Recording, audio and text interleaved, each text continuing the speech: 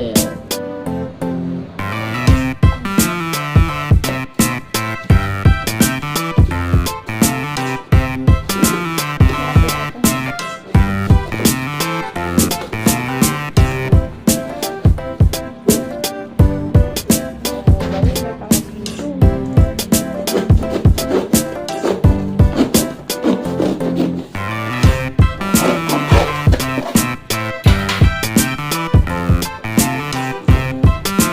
Good morning guys, ready naman yung isang i-deliver natin sa suki natin sa Nueva Ecija,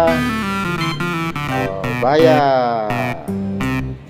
plus delivery. Ito pa yung mga ibang orders natin.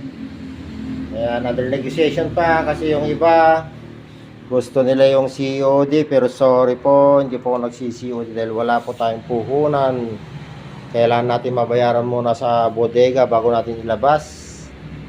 Yan, mga nag-order po, hindi po pwede ang COD, kailangan po bayad muna, bayad GCash. Ayan po, naka-standby pala yung mga orders nyo. Dito na tested na lahat yan, tested. Okay, going to plus. Kailangan ba?